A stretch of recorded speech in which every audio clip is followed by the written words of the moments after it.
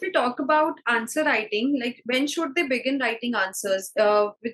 As soon as they start doing polity, for example, if they begin with the polity, so when should they start writing the answer? Because they have this fear ना कि अभी तो मैंने कुछ पढ़ा ही नहीं है, अभी लिख देंगे, and देख के लिखें, बिना देखे तो कुछ याद नहीं आ रहा है. So how should one approach the answer writing?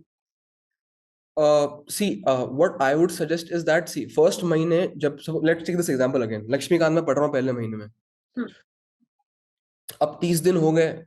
30 दिन में कोई ना कोई बच्चा जो भी पढ़ रहा है वो सेंटर स्टेट या फिर इंटर स्टेट काउंसिल वाला चैप्टर तो कवर कर ही लेगा. ठीक है. उसके साथ साथ वो डेली अखबार भी पढ़ रहा है, तो ही नोज कि सेंटर और स्टेट्स में लड़ाई चल रही है, गवर्नर उसका इशू चल रहा है. ही नोज द आइडिया और उसे थोड़ा बहुत पढ़ा हुआ है. Now go to your PYQs which you will be seeing every time before you start a new chapter or before you start a new subject or a book. कि भाई ये सब्जेक्ट में पूछते क्या है, इस बुक से क्या पूछा गया है पिछले साल में, और इसमें थीम्स क्या इंपॉर्टेंट मुझे फोकस करनी है. तो you will find a lot of questions based on interstate or center state conflicts. Now just pick those questions and write them.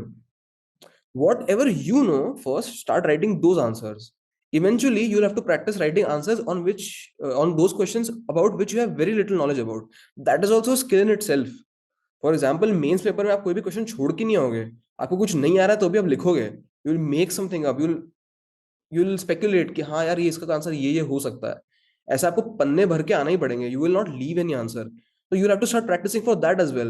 But initially, to get into the habit of answer writing, first, I think in 1.5 months, you can start your answer writing at least 1 hour a day at the end of the day. Or start at least looking at topper copies and seeing or analyzing how they write their answers. तो इस तरीके से इन दोनों में से आप कोई भी चीज उठा के पहले शुरू कीजिए. एंड इनिशियली बिगिनिंग में everybody find it difficult to write an answer. So you'll have to get into the groove. Starting is the hard part, but eventually I think everybody will adjust. For me also, answer writing was one of the parts of my daily practice. 1 घंटा तो मैं self study में answer writing करता ही था, but दूसरे में जो foundation courses होते हैं उसमें they give you a daily answer writing target also. So I think in that sense, if you are part of a course, if you choose to join a course, then I think they get whatever topic they teach in that day, उसी का वो answer दे देते हैं.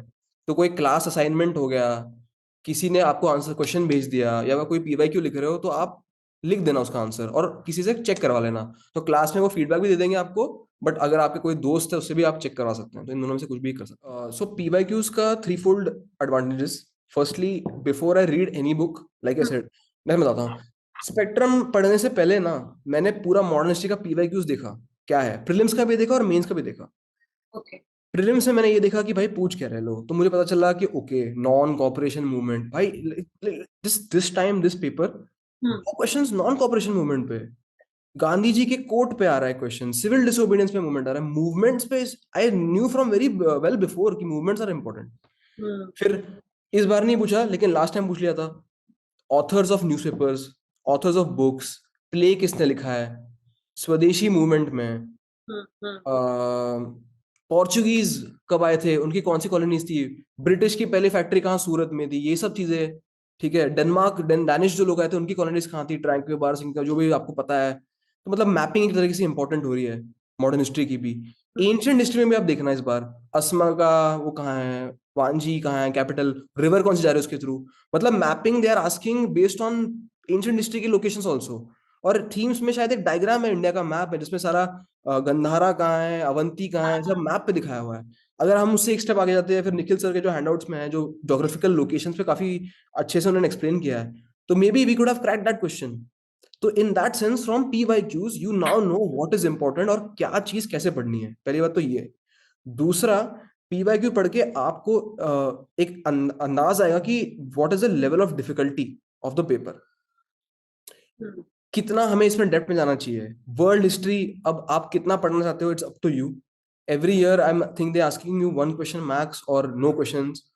Prepare that subject, but then don't spend 3 months on world history. Spend 2 months on economics, but spend like some 15 days, 10 days on world history when you do it. तो मतलब इस तरीके से you will know what to prioritize and what to compromise. तो एक cost benefit analysis का आपको आ जाएगा idea. Second thing. Thirdly, it is a valid repository for you to practice your answer writing. जैसे आपने बोला आपको आंसर राइटिंग कब से स्टार्ट करनी चाहिए, when you complete that subject topic, best resource है, उठाओ P by Q और लिख दो उस पर आंसर। देखो आपको जम रहा है कि नहीं, क्या आप लिख पा रहे हो। अगर आप नहीं लिख पा रहे हो तो आपका कंटेंट कम पड़ रहा है, और आप लिखते लिखते भूल गए तो आपका रिवीजन कम पड़ रहा है। You will know your shortfalls also. You will get an opportunity to practice your answer writing as well. So I think these three things is how I kind of used P by Qs to aid my preparation.